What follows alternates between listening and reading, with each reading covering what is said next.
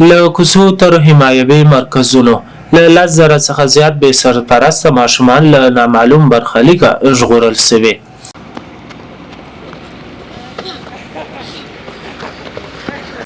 د کار او ټولنیزو چارو وزارت وايي دا مهال په هیواد کې له 10,000 څخه زیات بې سرپرسته ماشومان د یاد وزارت تر چتر لاندې په روزنتونونو کې ساتل کیږي او د زده کړو ترڅنګ ورته د ژوند ټولې اساسي اسانتیاوې برابر شوي دي.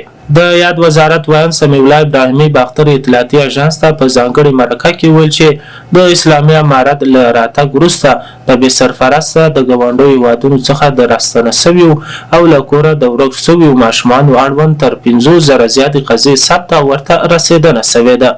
ښاغلي ابراهیمي زیاته کړه چې د بې سرپرسته او له کوره د ورک شویو ماشومانو خوندیتوب، د هغوی د حقوقو ساتنه او له کورنیو سره د بیا یوځای کېدو بهیر د منظم او شفاف میکانیزم له مخې پر مخ وړل کیږي.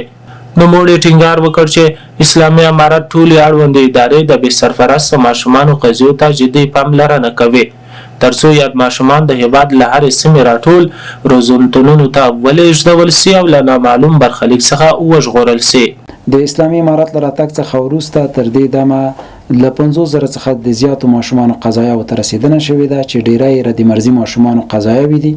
د دوی ماشومانو کورنۍ پیدا او کورنۍ ته په مسؤونه توګه سپارل شوي. د دې ترڅنګ له یتیمو بې سرپرسته او ورک شوو ماشومانو چې له خپلو کورنیو څخه جلا شوي دي ورک شوي دي د کار او ټولنیزو چارو وزارت د دغو ماشومانو لپاره په کابل کې حمایي مرکز لري چې فعلا په لسګونو تنه له کورنۍ څخه جلا یا ورک شوي ماشومان پکې ساتنه او پالنه کیږي او د هغو ماشومانو چې کورنۍ زر پیدا نشي له 3 میاشتو موقتی استوګنې څخه وروسته د یادو ماشومانو د دې په خاطر باندې چې تعلیم او تربیه ته په سمه توګه رسیدنه وشي روزنتونونو ته انتقالیږي.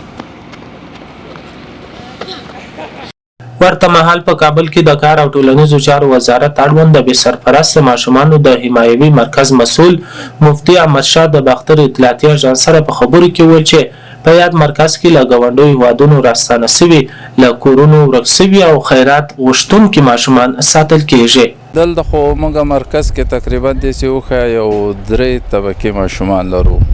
یو هغه چې کوم د ایران هیواد نه یا چې کوم د پاکستان هیواد نه را ډیپورټ شوي ماشومان دي، یو دا ماشومان دلته موږ مرکز کې لرو او بل هغه ماشومان چې کومو کورنۍ ورکې شوي وي د دلته په اندرون د هیواد کې، نو هغه کومې حوزې والا یا کومې امنیتي حوزه چې موږ ته راولي موږ ته معرفي کړي هغه موږ دې مرکز کې تر هغه وخته پورې ساتو تر څو پورې چې دوی کورنۍ نه را پیدا شوې.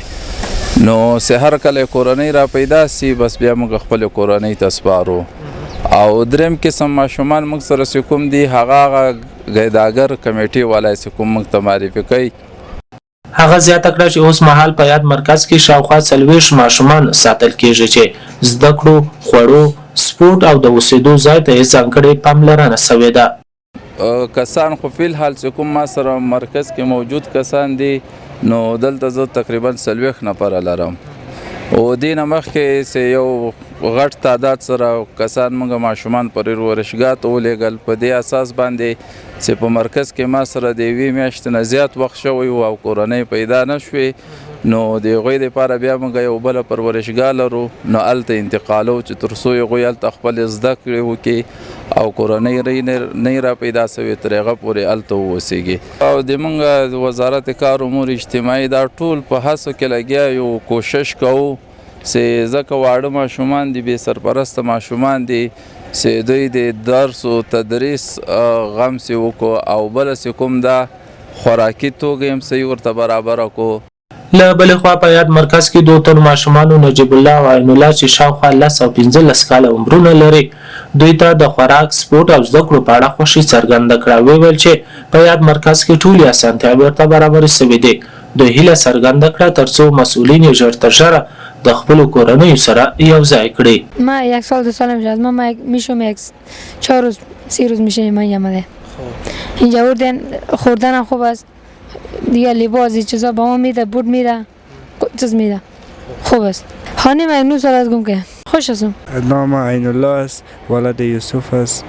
از ایران آمدیم دیپورت اونجا که بودیم اونجا اول در ولایت ما هرات بود.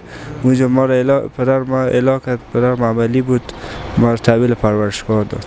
نه هنوز نه پدرم اول گرفت، نه مادرم، نه برادرم. چطور هستی؟ دمیجا خوش هستی؟ نان و تعلیم و سپور و چیزا هست؟